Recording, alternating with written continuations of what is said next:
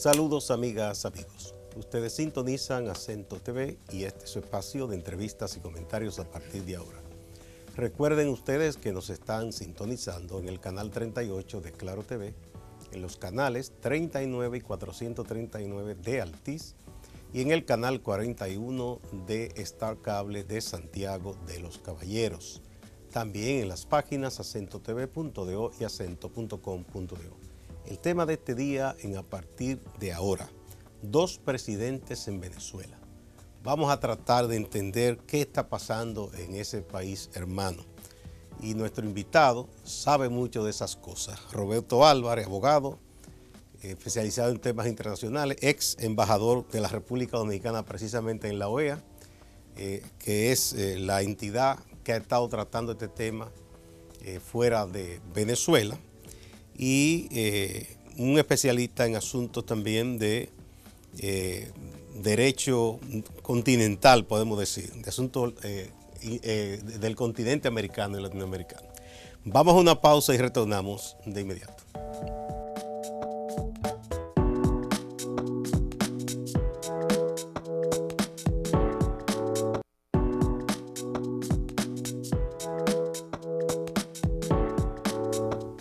Muchas gracias por acompañarnos. Roberto Álvarez, bienvenido de nuevo. Muchas gracias por la invitación, Gustavo. Bien. ¿Cómo es esto de que tenemos 2 presidentes en Venezuela? Por lo que tú conoces sobre la Constitución de Venezuela y un poco la experiencia en países más o menos quizá con leyes parecidas, ¿es posible esto de que se tengan 2 presidentes al mismo tiempo? Que uno sabe de países en un momento que hay una fuerza beligerante que es reconocida en el exterior. Se hizo con el Frente Sandinista en Nicaragua en un momento, muchos países lo reconocieron cuando luchaba contra Somoza, y con el propio Frente Faramundo Martí de El Salvador. Algunos países entendieron que ya era una fuerza beligerante y le dieron reconocimiento. En este caso, varios países de mucho peso político y económico, han reconocido al señor Juan Guaidó como presidente a cargo. Me gustaría que nos explique esta situación y qué es esa figura de presidente a cargo. Bueno, esta es una situación realmente inédita, para mí por lo menos, en las Américas. Yo no recuerdo una situación similar en la época contemporánea, por lo menos. Eso no quiere decir que en algún momento dado no haya ocurrido en una transición algún reconocimiento de... por ejemplo, aquí en República Dominicana, durante la intervención de Estados Unidos, hubo dos gobiernos. El gobierno de Reconstrucción Nacional y el gobierno constitucionalista, ¿no? No recuerdo ahora mismo si algún país llegó a reconocer al gobierno de Reconstrucción como un gobierno legítimo, pero ninguno de los dos era un gobierno directamente cuyo jefe de gobierno, jefe de Estado, era un titular electo directamente, ¿no? El coronel Camaño venía por la línea constitucionalista a asumir la presidencia, pero de nuevo no había recibido. En el caso de Venezuela tenemos el hecho de que hay un presidente, Nicolás Maduro, quien estaba ejerciendo la presidencia desde un periodo previo.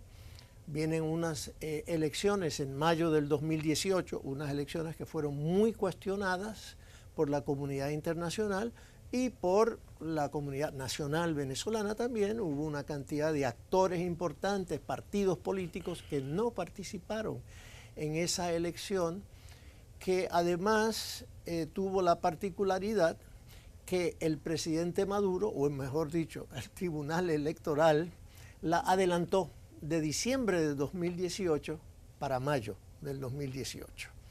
Y eso fue uno de los elementos que la oposición adujo, que le daban muy poco tiempo para prepararse y que le habían cambiado el calendario electoral.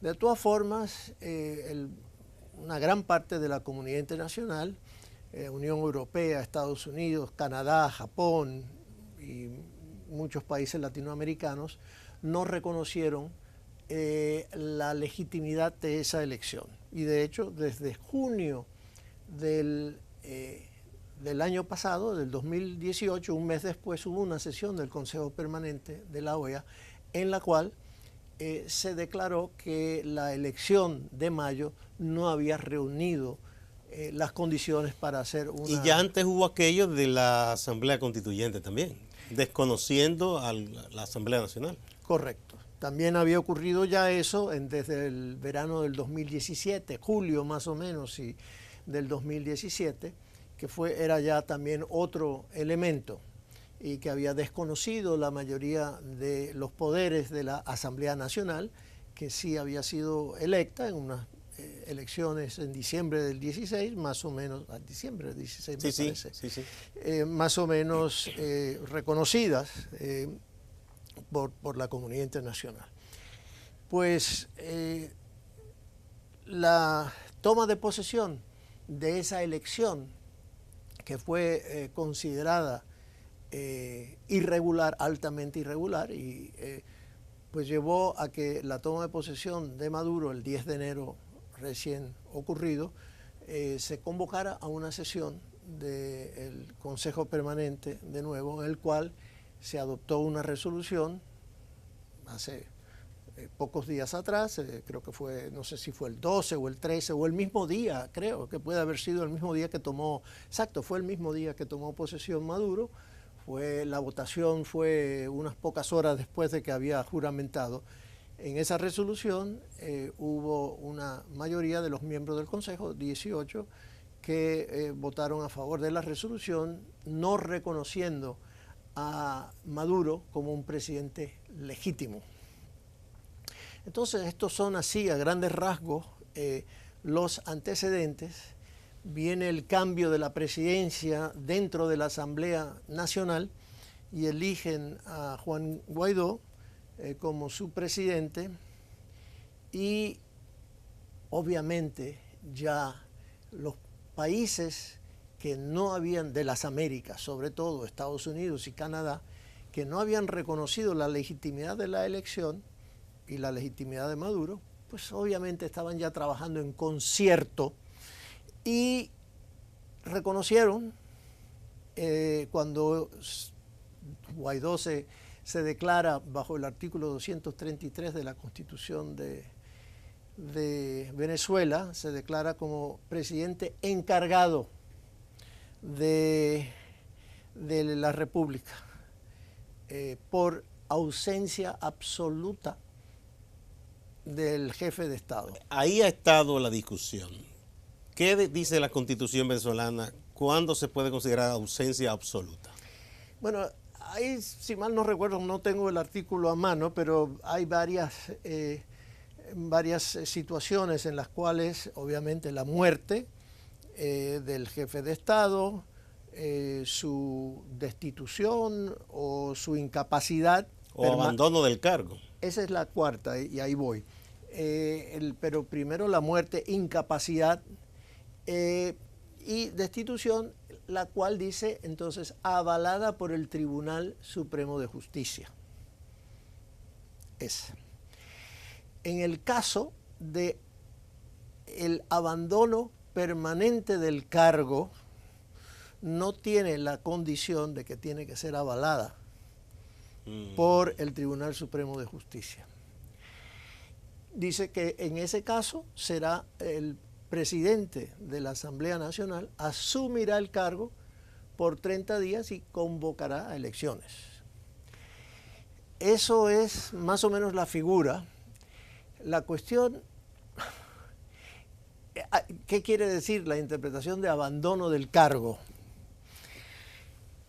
Bueno, aquí hay la comunidad internacional actuando, como te digo, en concierto, obviamente, con el presidente de la Asamblea, con las fuerzas políticas de oposición en Venezuela, que están en la Asamblea Nacional, pues llegaron a este acuerdo de esta interpretación, porque es una interpretación, de que dada la ilegitimidad de la presidencia de Maduro, es el equivalente Abandono. a un abandono, a una ausencia, a un vacío. ¿No es un poco creativa esa interpretación? Pues mira, definitivamente, Gustavo, en este caso la situación de Venezuela realmente ha transitado de lo jurídico-político a lo político-militar.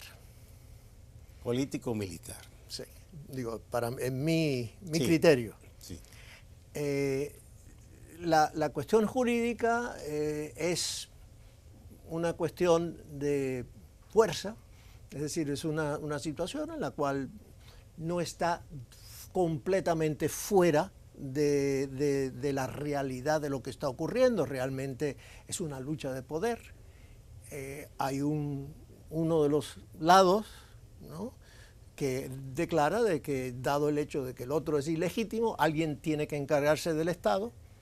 Bien, esa es la interpretación entonces, que por ilegitimidad es como si fuera ausencia. Correcto. O sea, no existe un presidente legítimo, entonces hay ausencia del presidente, entonces asume el presidente de la Asamblea. Así es que Maduro le ayudó un poco al protagonismo y al renombre, porque antes que eso lo metieron preso, que fue una torpeza política. completamente. Porque nadie conocía quién era ese joven, un hombre joven todavía, 35, 36 años.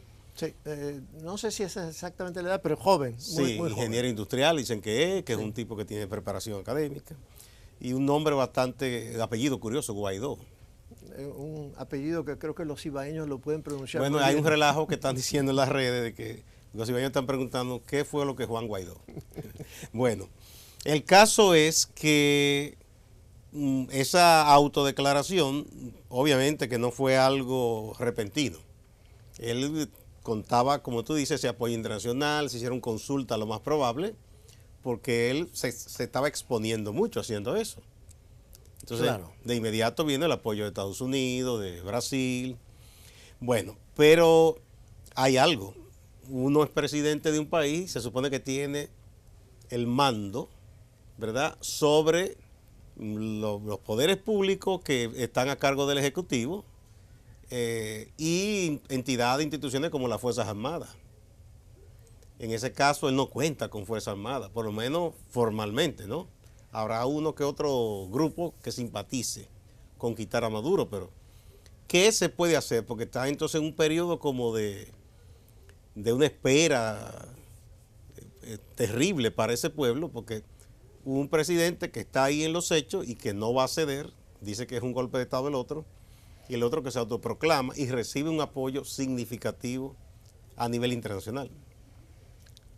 Mira, es una situación realmente compleja, difícil de poder determinar cuál va a ser la salida. Lamentablemente, esta situación actual es insostenible por mucho tiempo. Esto no puede ser una cuestión de muchos meses, si tanto. A mi entender, ha creado una situación, sobre todo por la presión del gobierno de Trump, de Estados Unidos, que, dado el hecho de que Maduro creo que cometió un error en haber roto las relaciones con Estados Unidos, no creo que debió haber tomado ese paso, porque eso ahora le pone a él en el dilema de que Estados Unidos no ha roto relaciones con él y dice que no retiran a los diplomáticos de su embajada. Es un desafío. ¿Y Exacto. qué tan temerario va a ser Maduro como para decir, por la fuerza se van? Entonces, eso me lleva a mí, dado el hecho de que, como dijimos, que hay obviamente un acuerdo, hay un concierto entre naciones y que Estados Unidos obviamente está moviendo las teclas, moviendo el hilo en este sentido, que el secretario de Estado Pompeo asistió a la reunión del Consejo Permanente, que hoy el presidente Trump dice que no reconoce a Maduro y que no reconoce el derecho de dictar absolutamente ninguna medida, entre ellas la que no reconoce su rompimiento de relaciones que no tiene la capacidad, por ser un presidente ilegítimo, que no tiene la capacidad de dirigir el Estado venezolano. Bueno, como podemos ver, los desafíos están aumentando. Han enviado unas señales también, perdón Roberto, desde Estados Unidos, que como que cualquier tipo de convenio, diálogo, lo que sea, es con Guaidó, que ellos entienden que es legítimo ya. Sí, sí, lo han reconocido como o sea, los hechos le están dando un reconocimiento y un poder, ¿verdad? Que él en la práctica no sé qué tan fácil sea que lo pueda ejercer en Venezuela. Mira, si uno mira en la historia las actuaciones de los gobiernos norteamericanos, Gustavo, hay similitudes, lamentablemente, en el pasado, la forma en que Estados Unidos aumenta la presión en contra de un Estado, en ciertas circunstancias, en contra de un gobernante en particular, con la intención de provocar algún tipo de reacción.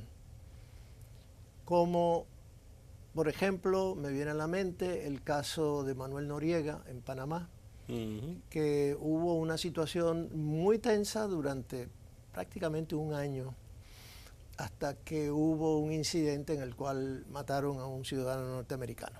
Y esa fue la excusa perfecta. Poco después vino la invasión, la intervención militar de Estados Unidos.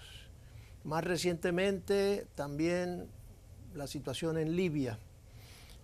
Hubo por igual un tipo de presión sobre Gaddafi que fue aumentando en el tiempo hasta que hubo las muertes, los asesinatos del embajador y otros miembros de la embajada de Estados Unidos y el desenlace que ocurrió poco después. O sea, como provocando para que el otro cometa un error y entonces tener la justificación.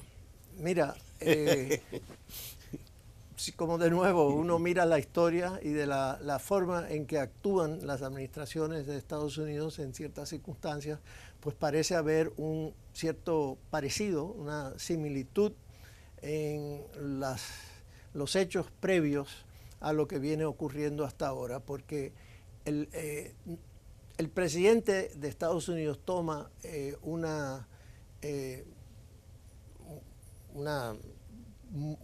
decide la situación en un caso como este cuando ya tiene un plan armado. Es decir, no es que está actuando de improviso. No.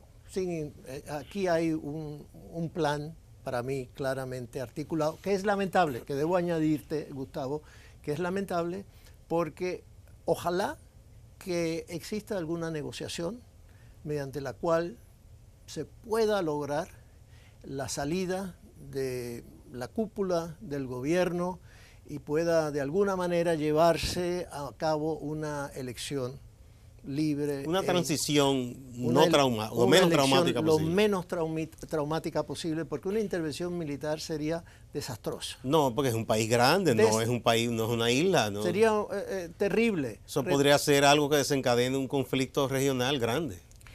Yo no creo que llegaría a eso, pero sí causaría un desasosiego, una situación muy difícil, muy traumática a nivel continental. Y más allá todavía, porque hay varios países, Rusia, China, que tienen unas inversiones considerables en Venezuela y por lo tanto unos intereses nacionales que proteger. Pero más allá de eso, nos traería de vuelta a épocas que son lamentables y que quisiéramos que quedaran completamente detrás. Que no se repitieran. Entonces, pero bueno, eso es lo que estoy viendo. Bueno, hay algo, Roberto, vamos a ver. Los gobiernos de Estados Unidos, desde que comenzó Chávez, han mantenido una actitud de cierta beligerancia con el gobierno de Venezuela desde Chávez, pero se han ido intensificando las cosas. Y hasta la llegada de Trump, o quizá al final del gobierno de Obama, tú me corregirás, no se habían tomado medidas de sanciones económicas Es decir, Venezuela seguía comercializando. Sí. Chávez se dio el lujo de ir y repartir carbón y decir un discurso en un barrio de Nueva York, la vez que estuvo en la ONU, Sí, y sí, le sí. dijo que él es demonio a Bush hijo. Ujú. Pero seguía Venezuela obteniendo recursos por esa venta de petróleo y derivados, inclusive creo que refinan en Estados Unidos, si mal no Sí, recuerdo. sí. Si ahora se va a contemplar cortar todo eso, entonces. Mira, hasta ahora Estados Unidos no ha aplicado sanciones económicas Económicas. a Venezuela. Ha aplicado sanciones individuales a la cúpula, desde el presidente Maduro, su A esposa, funcionarios. Cilia Flores, vicepresidente, miembros de gabinete, militares, miembros del Tribunal Electoral, Tribunal de Justicia, etcétera. A ellos sí, les ha congelado todos sus activos, cuentas, no le permite llevar a cabo transacciones en Estados Unidos o con entidades afiliadas o de nacionalidad estadounidense. Citgo PDVSA, la compañía petrolera venezolana, es propietaria de la compañía Citgo en Estados Unidos, que refina y tiene muchísimas estaciones de gasolina en Estados Unidos. Hasta ahora continúan comprando las refinerías, creo que son unas 3 refinerías que están en Texas, Luisiana, no recuerdo dónde, no sé si es en Alabama. Le han pedido al presidente Trump de no cortar, de no tomar las sanciones económicas porque perjudicaría a esas empresas y a muchos... O sea, ¿y quién ha hecho ese pedimento? Los dueños de las refinerías. Bueno, que son socios estadounidenses de Venezuela. Le refinan el petróleo, básicamente. Sí, son socios en negocio, ¿no? Entonces le han pedido al presidente Trump de no tomar esas sanciones económicas, de no aplicarlas todavía.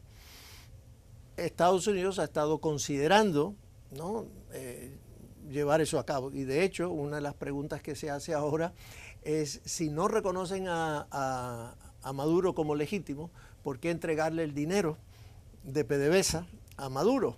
¿Por qué no entregarle el dinero a Guaidó?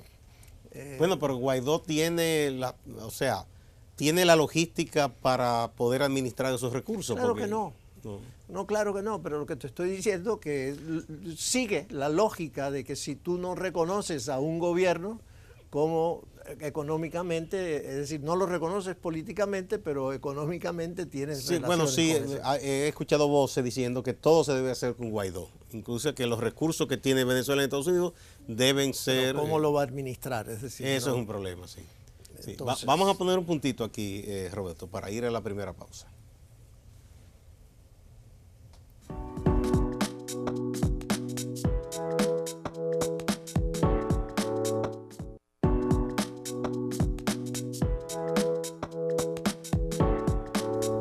Muchas gracias por continuar A Partir de Ahora. Estamos conversando con Roberto Álvarez sobre la situación de Venezuela, un país que tiene 2 presidentes en estos momentos. Bueno, ese es el debate entonces. Quienes dicen, si se hizo la ruptura política de Estados Unidos con el gobierno de Maduro y se reconoce a Juan Guaidó, entonces lo lógico es que en lo económico también todo se haga con Guaidó. Ahora, ¿cómo se puede hacer eso? Pues no veo de qué forma cuando Guaidó obviamente no tiene los recursos administrativos, los recursos para poder llevar a cabo, cómo distribuye ese dinero, cómo hace las cosas. Él no está instalado con un gobierno. Para mantener la economía. Es decir, ahí viene una de las contradicciones de esta situación. Y como hablábamos, la cuestión de las refinerías, de las compras del petróleo venezolano, de que si cortan las compras del petróleo, de que podrían causar una situación económica aún más grave, desastrosa para el pueblo. Más lesiva para la población venezolana. Para el pueblo venezolano. Hay que tomar en cuenta que de 2016 al 2018 la economía venezolana se ha contraído en un 50%. Esto es algo realmente que ha perdido el valor, la mitad de su valor. Bueno, y el 2018 terminó con 1.000.000% de inflación y se proyecta este año 10 millones por ciento si sigue así. Que es algo que incomprensible, es decir, que uno no alcanza a imaginar. No, ¿qué quiere decir eso en términos del valor? El dinero ya pierde su valor. La gente no tiene hoy en día, en Venezuela hoy en día, el trueque se ha convertido cada vez más. Bueno, el presidente Maduro a cada momento, cada 3 meses, hace unos aumentos de más de 300% de salario, pero como quiera no da. De hecho, la última promesa fue que él iba a asumir nómina de las empresas privadas para que no tuvieran que cancelar empleados. Mira, en términos económicos, la situación es una que mientras no se terminen con los controles de precios, mientras no se permita la inversión extranjera de una manera y se readquiera la confianza en la economía y en la moneda venezolana, realmente va a ser imposible bajo estas circunstancias, por más medidas que tome de esta naturaleza como la que tú señalas, de que pueda revertirse en la situación actual. Ese proceso inflacionario va a continuar y eso es otro de los factores que hace esta situación además realmente insostenible. Digo, yo no creo de que pase de este año, del 2019, sin que se encuentre una solución política. Que se busque una salida. Bueno, hay algo. Cuando el señor Guaidó se juramenta, él hizo mención al hecho de que Maduro, como está recibiendo muchas críticas desde el exterior, ha optado por aislarse. Por lo menos salir de los escenarios en que él no tiene gobiernos amigos, opiniones favorables. Y mencionó el caso de la OEA. Entonces él decía, bueno, como este señor ha sacado al país de la OEA, yo ahora como presidente pues voy a enviar, y mencionó a una persona que iba a ser el embajador ante la OEA. Pero en la última reunión que hubo, la que habló es la embajadora de Maduro. La otra persona que mencionó Guaidó no estaba ahí. ¿Cómo es ese proceso en caso de que un gobierno o dos gobiernos que se atribuyan la representación quieran decir este es el que va a la OEA? ¿Cómo es posible hacer eso? Bueno, a ver, aquí entramos de nuevo en el terreno hipotético transitorio de la transición, ¿no? De cómo ocurriría para reconocer a un enviado de Guaidó. En el caso de la OEA, en el caso bilateral de un Estado, pues aquellos estados que han reconocido a Guaidó van a admitir el embajador pues, que él envía. Reconocen al embajador o al diplomático que Guaidó designe en un momento dado. A nivel multilateral, como la OEA, tiene primero que el Consejo Permanente convocar a una Asamblea General extraordinaria o a una reunión de consulta de ministros de Relaciones Exteriores, pero para poder ahí en ese caso declarar legítimo, para la OEA declarar legítimo a Guaidó y reconocerlo como institución colectiva, se necesitarían las 2/3, una mayoría calificada, que son 24 votos, que no existen en este momento. Por lo tanto, si mal no recuerdo, creo que el año del plazo dado por Venezuela para retirarse de la OEA se cumple ahora a fines de abril.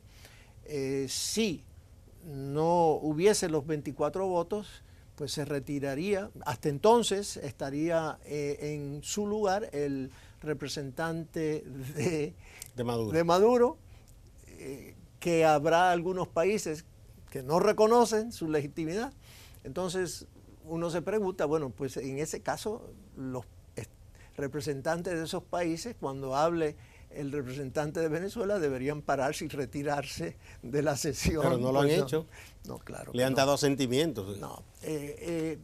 Entonces, si no ocurre esa asamblea extraordinaria y no hay los 24 votos, entonces no se podría reconocer al enviado de Guaidó para sentarlo en el asiento del Estado venezolano. Bueno, esas dos últimas reuniones que se han dado, es más o menos la misma cantidad de países que ha votado, no reconociendo legitimidad a Maduro, ¿verdad?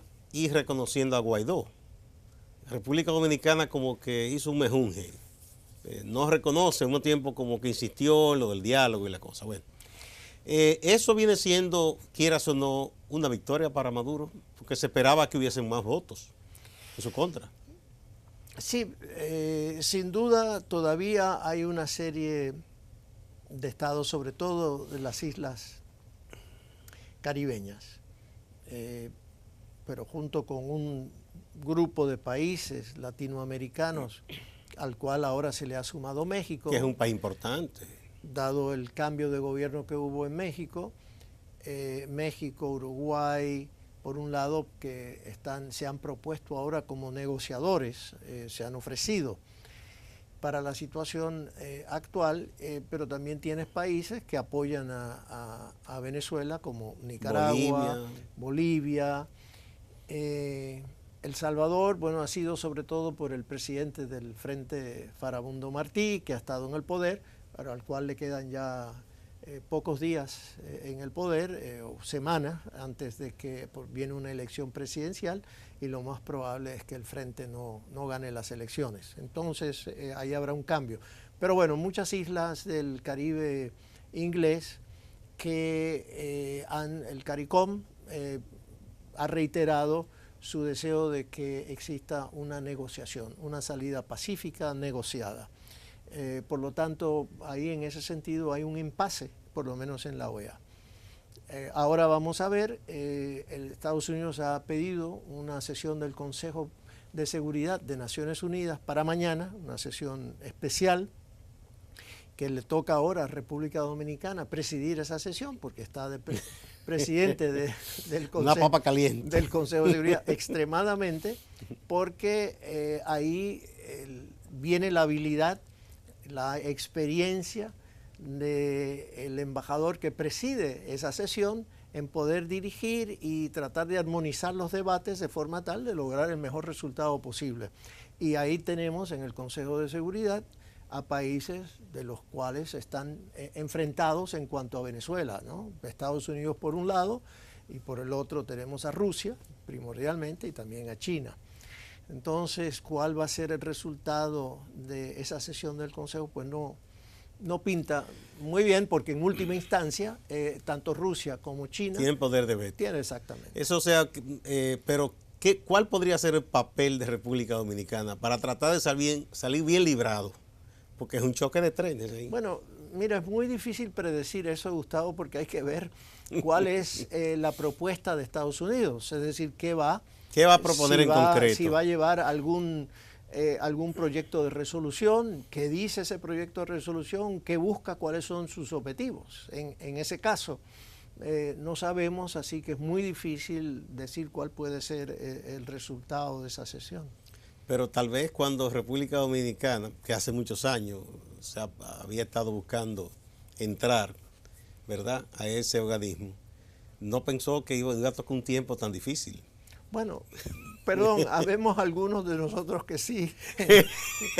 Tú habías advertido que no eran los mejores tiempos. Que no era el momento más oportuno para República Dominicana ir al Consejo de Seguridad. Igual que para las relaciones con China. Bueno, sí, en su momento lo de las relaciones con China fue a principios del 2017. Digo que tú habías advertido que tenían que tener cuidado. Ser cuidadosos. En el caso del Consejo de Seguridad, pues ahora podemos encontrarnos en una situación conflictiva entre las potencias y no sé de qué manera eso pudiera beneficiarnos. Ojalá que no suceda y que las musas iluminen al embajador dominicano, al enviado especial dominicano ante el Consejo de Seguridad y pueda salir airoso. Señor Singer, ¿verdad? José Singer. Sí. Bueno, mientras tanto, en Sudamérica estaba todo esto de Mercosur y todas estas cosas, UNASUR. Todo eso está cambiando, ¿no? Venezuela se ha quedado prácticamente con escasos aliados en su propia subregión. Sí, mira, viene cambiando sobre todo por los cambios de ideología o de inclinación política de los nuevos gobiernos que han asumido el poder en Chile, en Argentina, Brasil. Y obviamente Brasil, Colombia, el giro de Lenín Moreno de Ecuador, Perú, etcétera. Es decir, que el grueso de los países o los más importantes de América del Sur hoy en día están en manos de presidentes o gobiernos de centro derecha o derecha extrema, como el caso de Bolsonaro, de Brasil. Eso implica que UNASUR, que fue creada exactamente por impulso de los países del ALBA o Venezuela y Argentina, Argentina no era miembro del ALBA, del grupo del ALBA, pero ha llegado muy cercano los Kirchner a Chávez, pues fueron los que crearon UNASUR y que hoy en día 6 o 7 de los más importantes países de América del Sur han rechazado y dicen, ni siquiera no han podido perdón, ponerse de acuerdo para elegir a un secretario general de UNASUR, y ya básicamente han dicho que se van a retirar y están en proceso de crear una nueva institución a nivel regional, América del Sur. Mercosur continúa, existe, es un acuerdo de libre comercio, una asociación comercial entre originalmente Brasil, Argentina, Uruguay y Paraguay, pero que incorporaron después a Venezuela. Continúa existiendo, lo sacaron a Venezuela, continúa existiendo, pero ese es un bloque comercial que está cambiando también ahora su enfoque. Antes tenía un cierto nivel de proteccionismo de sus mercados y ahora con los nuevos gobiernos están tratando de abrir, entrar en otros acuerdos comerciales en la Unión Europea o permitir que cada país bilateralmente pueda llevar a cabo acuerdos comerciales, lo cual acabaría básicamente con Mercosur. Pero bueno, ese está en proceso de transición. Pero Mercosur. ya eso no significa mucho para Venezuela entonces. No, para nada. Para nada. Entonces, no tienen los aliados. Hay algo que se ha dado que pudiera ser un alivio en otras circunstancias para Venezuela, que es el petróleo ha comenzado a subir. El propio petróleo venezolano, he estado viendo, ha tenido algunas subidas, leve, pero ha subido. Bueno. Pero entonces si Estados Unidos cortara esa compra de petróleo, ¿qué tanto podría con China? Podría, pero Rusia produce petróleo. Sí, mira, son varios los problemas. El petróleo no sé por dónde andará el día de hoy. Ha tenido unos altibajos, pero ha cerrado la semana un subir, pero no es mucho el incremento. No creo que ande por encima de $60. No, el barril. 56, por ahí es que está por debajo. No son las cifras que llegaron de 100 y pico. Pero tampoco es de los 39 y 40 que hubo varios meses también, y eso le afectó mucho. Bien, sí. Sin embargo, la producción de petróleo venezolano ha venido decreciendo totalmente de una manera importantísima y tengo entendido que tal vez ande por 1.100.000 barriles la producción diaria de unas cifras que es la producción, tengo entendido, más baja que si uno tendría que irse a los años 50, a la década de los 50 para encontrar unas cifras similares. Eso implica que aunque haya subido un poco el precio, de todas maneras, dado el descenso del volumen de petróleo de hoy en día, no llega de todas maneras para volver a una situación como la que tuvo Chávez del 2002-2003 de abundancia hasta el 2012 más o menos. Entonces, tiene esa situación. Por el otro lado, el oro, han tratado de minería, de expandir la producción, pero Estados Unidos en ese sentido también ahí sí ha incluido ciertas medidas que limitan a compañías norteamericanas de invertir en oro en Venezuela. Bueno, los chinos tienen interés en eso, igual que Turquía, dicen, no sé. Sí, pero de todas formas esos son unas inversiones que toman años. Sí. Antes de que puedan comenzar a producir. Y luego estaría qué mercado buscarían también. También. Si cortara Estados Unidos la compra de petróleo, pues obviamente Venezuela podría colocarlo en otros lugares, pero tengo entendido que el petróleo venezolano es un petróleo pesado, que es que requiere una refinación o unas tecnologías diferentes para la refinación, que no sé si los chinos u otros la tendrán, la pueden obviamente crear, pero que también esa transición implica... No es tan rápida, no, es difícil. Sí. Y eso también crearía de nuevo unas situaciones económicas verdaderamente difíciles. Y ante un éxodo de más de 3 millones de venezolanos, Gustavo, hoy en día, es un pueblo que está realmente en una situación desesperante por la alimentación, por la escasez de medicamentos. Esto genera una cotidianidad que es realmente alarmante, la vida diaria. Sí, terrible. Bueno, uno conoce muchísimos testimonios de personas aquí y fuera de aquí que las cosas que cuentan desgarran a uno. Tú dices que tú entiendes que eso no dura un año, que habrá algún desenlace antes de un año, por lo que tú dices meses. Yo creo que sí. Que sí. Bueno, pero ese gobierno se ha visto en las últimas y busca algún mecanismo. Están inventando con una criptomoneda. Habría que ver si eso le da algún resultado, si encuentra a alguien que quiera invertir en eso. Mira, yo creo que se le fueron cerrando las fuentes de financiamiento ya internacionalmente, multilaterales, organismos financieros multilaterales no tiene ya Venezuela acceso a ellos. Los únicos estados que contaba Venezuela eran China y Rusia.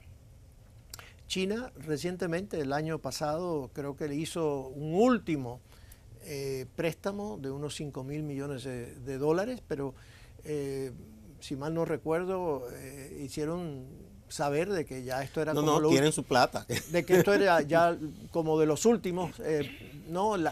Además, los chinos que han invertido, tienen unos préstamos en Venezuela de unos, creo que son 70.000 millones por ahí de dólares, tienen garantías reales en relación a estos préstamos.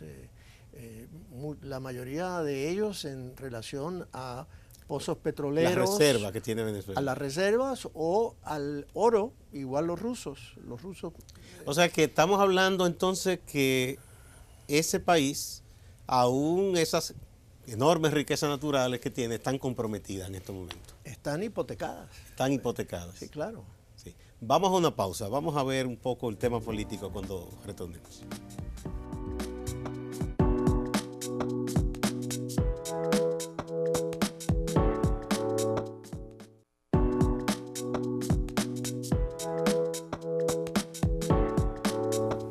Muchas gracias por continuar a partir de ahora. Estamos hablando de Venezuela, dos presidentes en Venezuela, el señor Nicolás Maduro y el señor Juan Guaidó, que se ha autodeclarado presidente y cuenta con el apoyo de países muy poderosos, comenzando con Estados Unidos.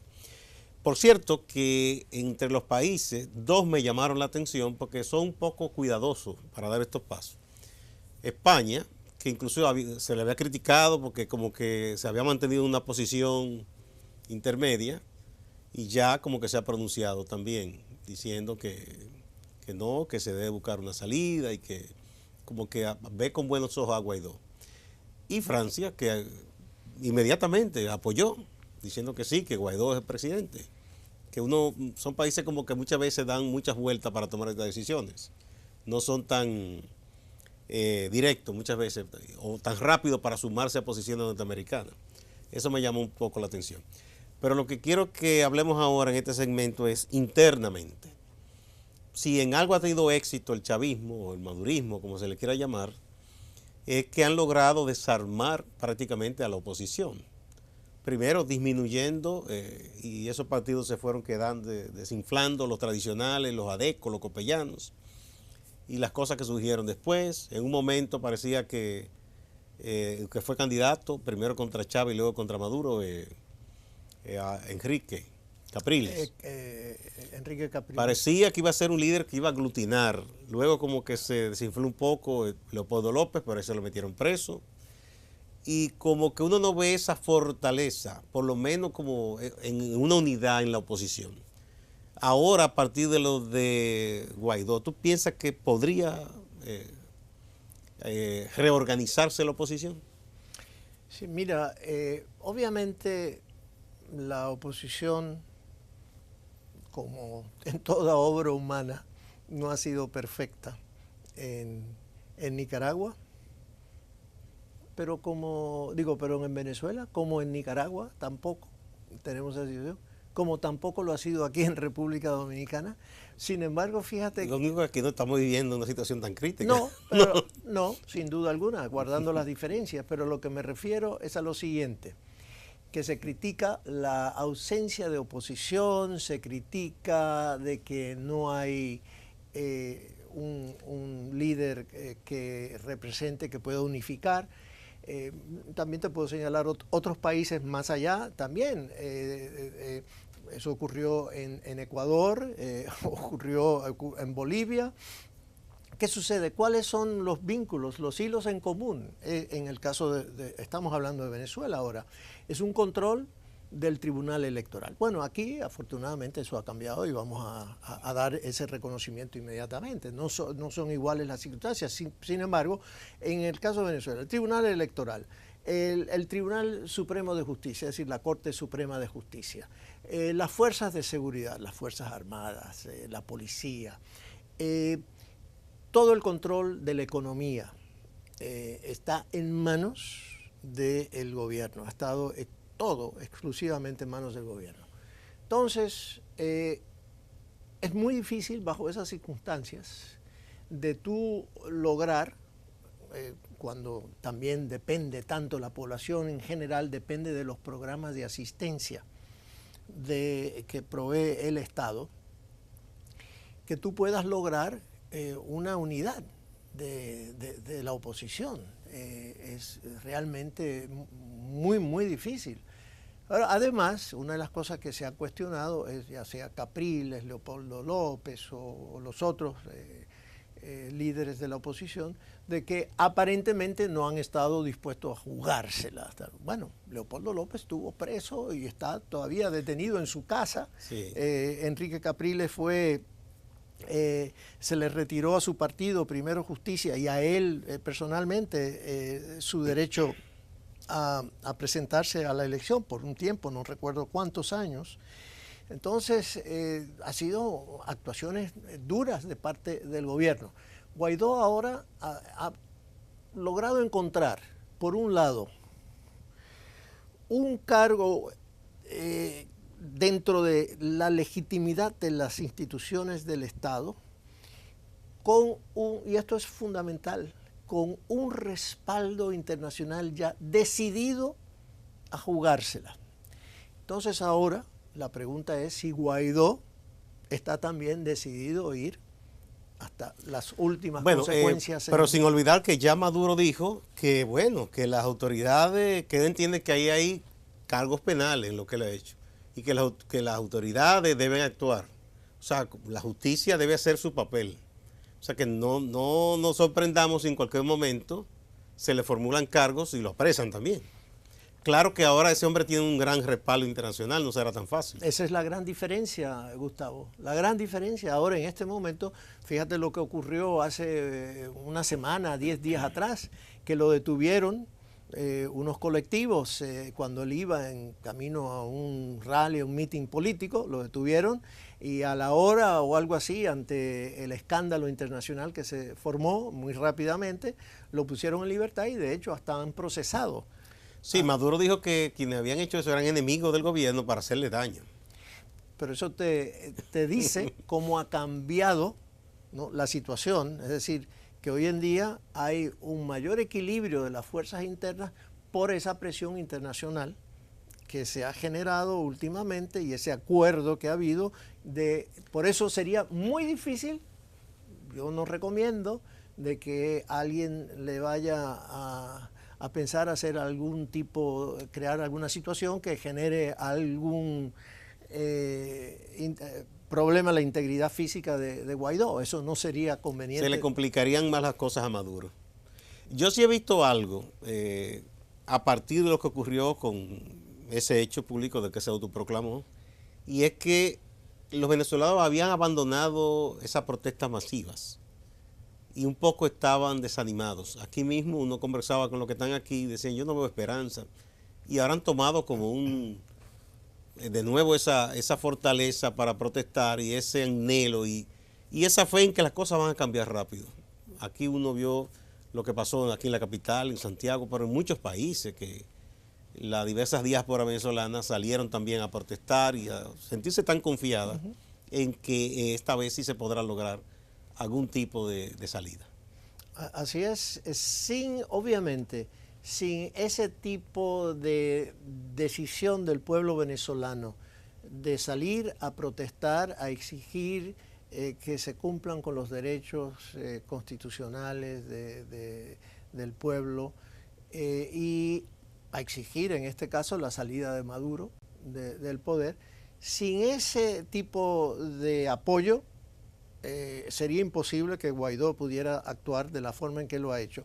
Y también la comunidad internacional jamás en la vida hubiese actuado de la forma en que lo ha hecho sin la existencia de esa movilización interna. Ahora bien, supongamos que entonces incluso que el propio Maduro y su gente digan, señores, está bien, vamos a dialogar, vámonos a unas elecciones. De todas maneras, ese aparato que controla todo está ahí intacto. ¿Qué garantía habría de que sí serán esta vez unas elecciones justas, imparciales, transparentes?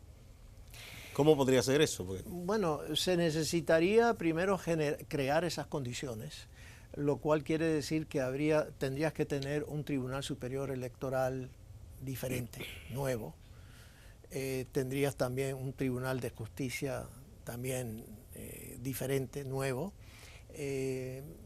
Obviamente ya ahí vienen las cuestiones de las negociaciones, de cómo se hacen esas elecciones, cómo se hace esa transición. Pero sin cambiar por lo menos esos estamentos y sin tener obviamente la participación amplia de los partidos políticos venezolanos en ese proceso, quiere decir que les generen la confiabilidad a los actores políticos, los principales actores políticos venezolanos, con una participación de la comunidad internacional, la más amplia participación de la Unión Europea, Naciones Unidas, OEA, es decir, una observación o un acompañamiento internacional completamente amplio que genere ese tipo de confiabilidad. Eso es absolutamente necesario. Porque Guaidó habló con mucha seguridad y dijo no, que correspondía organizar las elecciones y el plazo son unos meses, ¿no? Son como 3 meses. De acuerdo a la Constitución, debería convocarse elecciones en un plazo de 30 días, si mal no recuerdo, lo cual es... Eso es utópico en estos momentos. Guaidó sabemos que no tiene el control de las fuerzas de... Pero aún incluso que él las adquiriera de un pronto. Tampoco. La situación, desmontar todo eso no es algo de un mes. Claro, digo, otro de los aspectos que habría que desmontar, además de las instituciones que mencioné, también sería desmovilizar los colectivos, sin acabar. Los colectivos hoy en día son una de las agrupaciones más peligrosas para la vida democrática venezolana. Son especies de parapoliciales, paramilitares. Correcto. Y tienen el control social también. Y han adquirido cierta autonomía. Hoy en día son prácticamente incontrolables. Bueno, sí. De hecho, dirigentes del propio gobierno en un momento se han quejado de que se le ha ido la mano a uno que otro de esos colectivos. Y crean situaciones bochornosas. Mira, yo te puedo contar de casos de personas que yo conozco que han ido a trabajar con el gobierno a Venezuela, con el gobierno de Maduro, y que los han recibido miembros de seguridad para pasar hasta por migración y acompañarlo por todas partes. Y uno dice, pero ven acá, yo he viajado por todas partes del mundo, yo sé pasar. Y le dicen, no, lo que pasa es que aquí hay una situación especial con los colectivos, que uno pueden entrar acá y actuar en el aeropuerto. Y si te ven sospechoso hay problema. o en cualquier lugar sin el control, es decir, con una capacidad de actuación libre que realmente, y ahí viene ese peligro. Eso solo recuerda a los Tonton Macoutes de Haití, que era una fuerza por encima de todo. Bueno, Roberto, muchas gracias. Ojalá que las cosas cambien para bien en ese país. Ojalá. Que tanto ha sufrido, caramba, y además ahora tiene esta incertidumbre. Muchas gracias. Vamos a ver cómo vienen las cosas y luego que ocurran otros acontecimientos te volveré a invitar para que... Con mucho gusto. Gracias a ti por la invitación. Bien. A ustedes, amigas, amigos, no se vayan, que hay más en Acento TV.